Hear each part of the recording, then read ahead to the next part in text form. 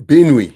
There was a Benue massacre that happened maybe 6 months, 8 months ago. These these terrorists, they claim Islamic faith. But I'm just gonna, for the sake of being neutral, let's just say these guys, these terrorists, they walked into a village in Benue and they massacred scores of people. Is that not genocide? How else do you want to dissect? You see, me, it's not as if I'm cheerleading for the president of the United States. It's not as if I'm cheerleading for him. But when you read what he posted and we are analyzing it now, is he lying or is he telling the truth? So when these guys walk into villages, do you know how long it takes to kill an entire village? Do you think you can just walk in, kill, 5 minutes later you are out? Where was Nigerian intelligence agencies and law enforcement when these guys are massacring people in villages? Where are they? Is that not disgraceful? Is that not genocide?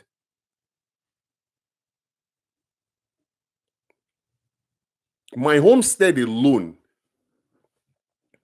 my homestead alone, there are about 24, 25 families, and by families I mean roofs.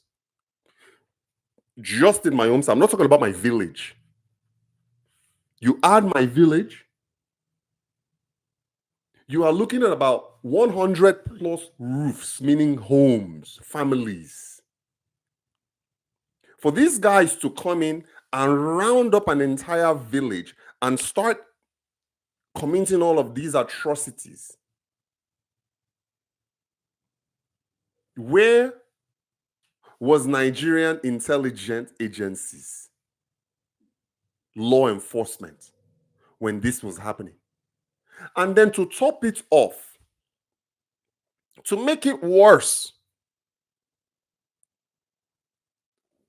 the governor goes and he wants to sit down with terrorists to come to an agreement, to negotiate, to build an amnesty program. Is that not disgraceful? So President Trump is coming from somewhere when he's saying these things. When he gets his presidential briefings, I know with him he's a very unorthodox president. He doesn't really do daily presidential briefings. He does more of like a weekly presidential briefing. When he gets this, I'm guaranteeing you right now, as a former military guy, this is not something that he just woke up today. It's something that he's been observing, that has been on his desk over and over again. And then he just lost it and posted that thing. Let me tell you something. President Trump with that post just did Nigeria a huge favor.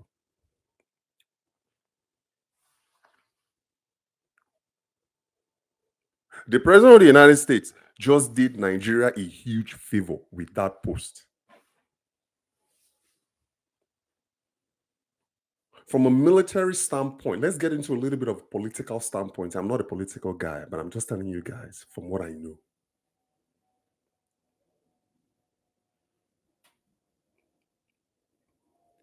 It's a gift and a curse post. And this is what I mean by that. By that post, that single post that he posted, confirmed by Pete Hegseth, he either just gave President Tinubu his second term, or he just made President Tinubu a first-term president, meaning his presidency has ended.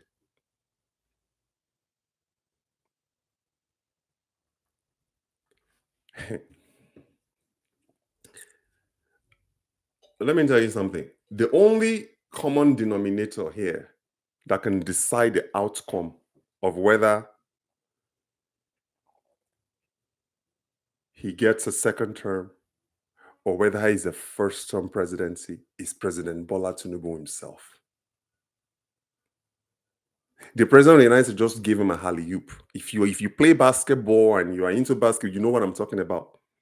A alley-oop is when they lob the ball close to the rim and then another player picks it up and dunks it.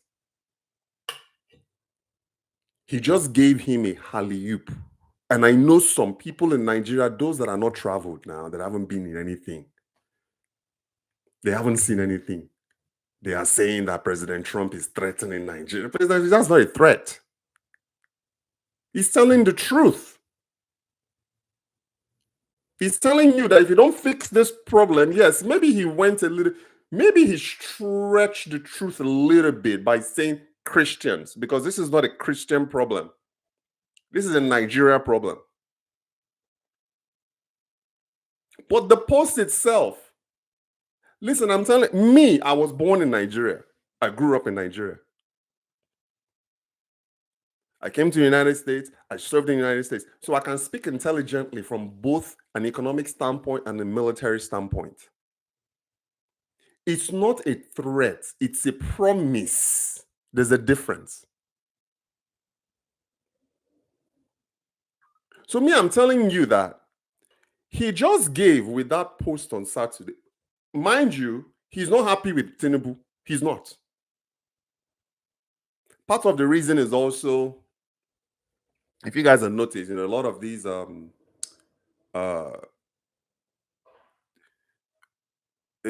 like convicted terrorists in the US, by law, they can't be imprisoned here. Some of them can. Again, it depends on the level of their crimes. So what is happening is the United States is starting to ship all of these criminals out of the United States into countries like Swaziland, all these African countries. So they reached out to Nigeria. This is internal information. They reached out to Nigeria. Nigeria refused to accept criminals.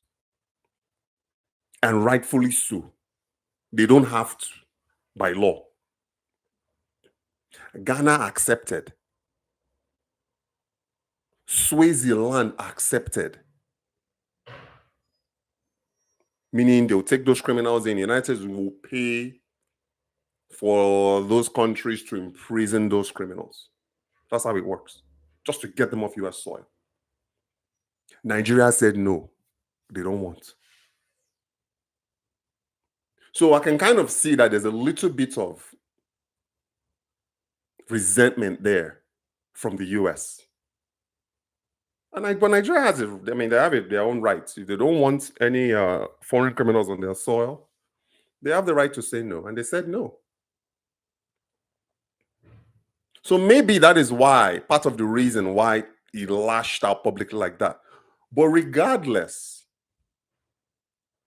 he just did Nigeria a huge favor by posting that.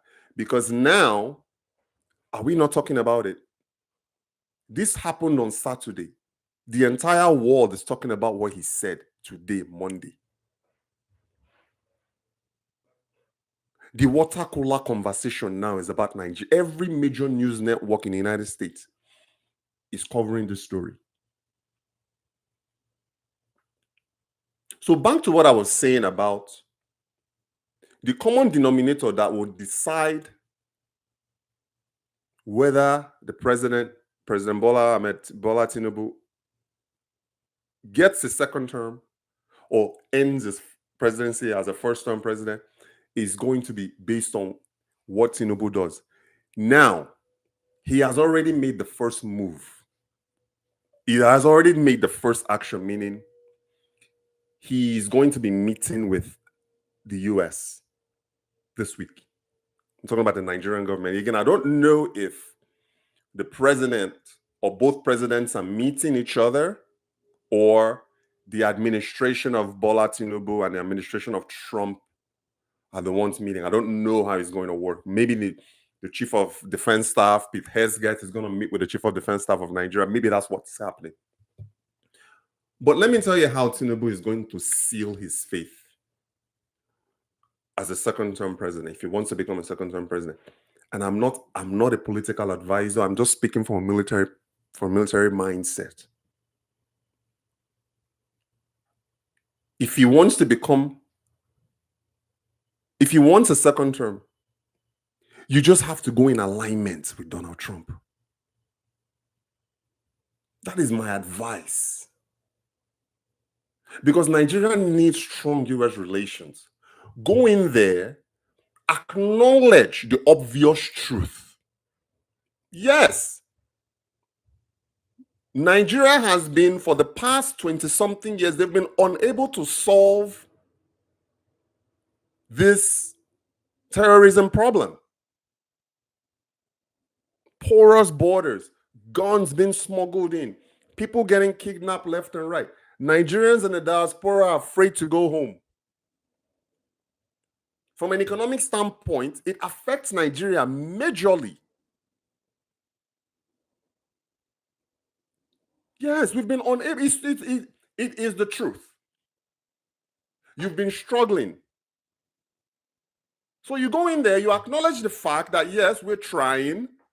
There are some areas that we're having challenges in, maybe some technological areas. Maybe we need drone help or what have you. When you go in like that, from a problem solving standpoint, and you are in alignment with the US, forget what they are saying. Forget China. I know Nigeria is pandering to China right now. China is not going to do anything for Nigeria. We need alignment with the Western world. I'm not saying go and kiss ass. That's not what I'm saying. But you catch, what did they say? You catch something with honey better than stick. I forget the analogy, but you get my point. We need to play the game. Nigeria needs to play the game. Come to the table with the West that controls 60-something percent of the global GDP is controlled by the Western world. No be China. Oh.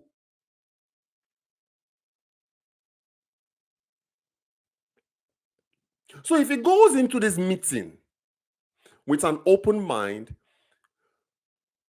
go into it, you want solutions. I'm not saying we need handouts. We don't need handouts. US already supports Nigeria militarily through military aid, through assistance. But you go into it with an open hand and an open mind. Okay, we could use your help. We could form a partnership with us. How can we together, for the sake of not only Nigerians back home, but also Nigerians in the diaspora, how can we solve this problem?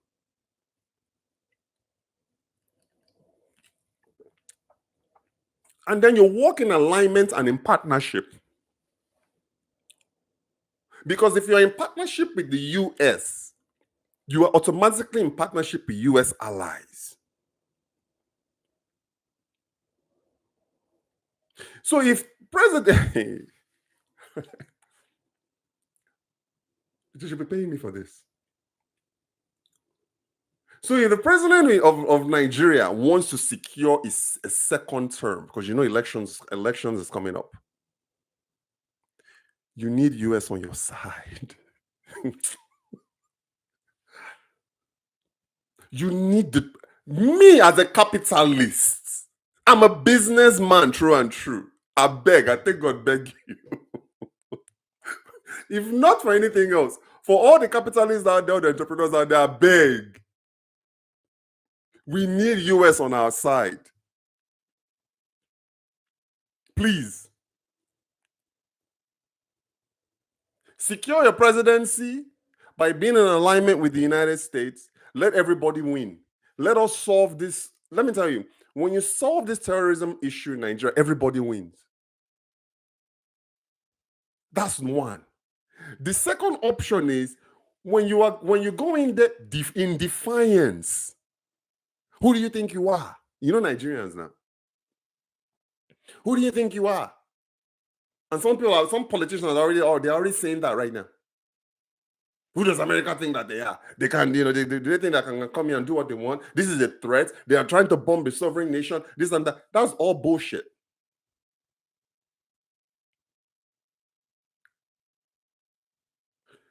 If you want to be a one-term president, President Tinubu, approach in defiance. This is black and white. There's no middle ground. That is the fastest way you can become a one-term president. Go, because you know what? The people are already angry. Yes, the president of Nigeria is the president of Nigeria, but it's the people that voted him in. And I can tell you, every Nigerian citizen out there in every corner of the face of this earth, they are tired. They are tired of their friends and families getting kidnapped.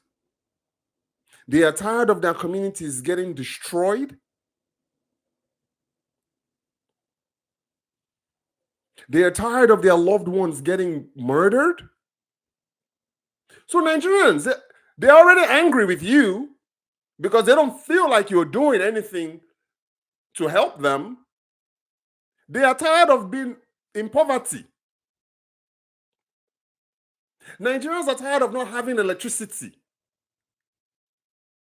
They can barely eat 3 square meals a day. They are tired of that. Nigerians are tired of sleeping with one eye open. They're already mad at you, guy. They're pissed. So if you want to play into that, go and be defiant with the US. And your presidency is done. Because not only do you have the people upset, which is usually how you get rid of the top. The top wields all the power, but let me tell you something. The people hold more power than the people at the top.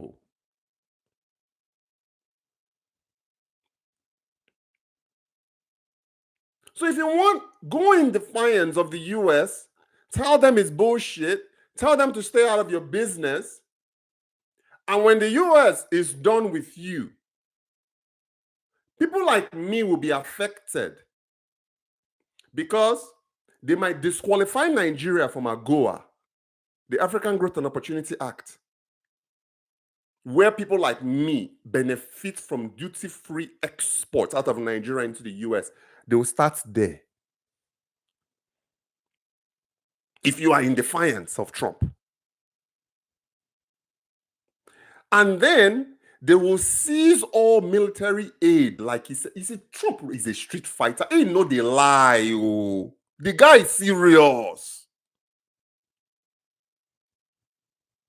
He said it. He's going to stop military aid to Nigeria. Where is Nigeria going to get the technology to fight? Now, China. Listen to me.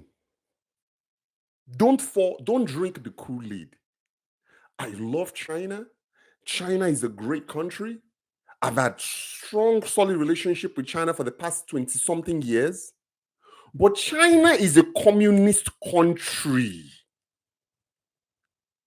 And their closest ally, Russia, is also a communist country. Is that who Nigeria wants to be in bed with?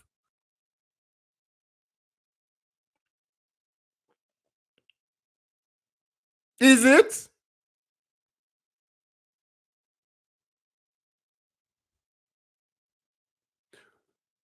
Don't put your country before you.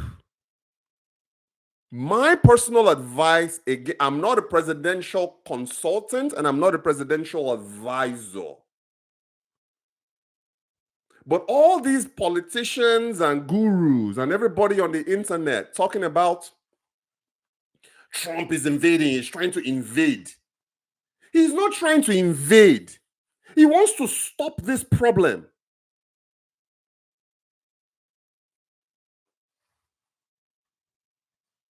Nigeria even admitted it. that they are receiving military assistance from the US. Nigeria admitted it. Weaponry. Nigeria admitted this. But even with all that assistance, there's no progress. It's a problem. The US has interest in Nigeria. And let me tell you, there's this thing called the Patriot Act, for those who don't know.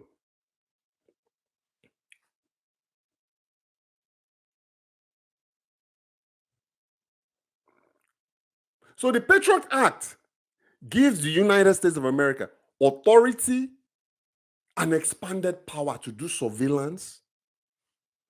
It's too close. To investigate and to disrupt terrorism worldwide. If the US feels threatened in a way, or their interest is, or they feel their interest might be impacted in any way as a result of terrorism, they are going to go and wipe out the terrorists. If they feel that way, and that is what is happening right now. So people are, I was watching some guy on TV talking about now Trump is interested in Nigeria because now we have the largest, one of the largest refineries. Who gives a shit about your refinery?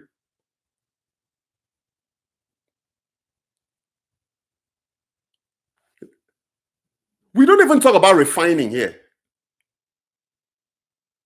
Refining is something that was solved 80 years ago. You are just now being Dangote is just now opening a refinery, and you are talking about Trump is interested in Nigeria because of Nigeria's refinery. Do you think it gives do you think it cares? The same refinery that people are still struggling with it locally, stressing Dangote out at every turn. They won't let the man rest. They won't let the man breathe. They won't let the man enjoy what he's trying to do. This same one. Do you know how ridiculous that sounds? To say the US is interested in your oil. What oil?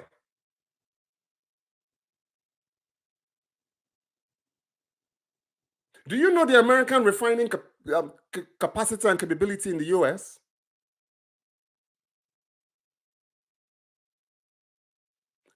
Can Nigeria survive without the US buying its oil? No. But the US can survive without dealing with Nigeria. So it's nonsense like that. Again, maybe they can fool the locals, or they can fool people who are not paying attention, but you can't fool people like me. Most people, you can't fool.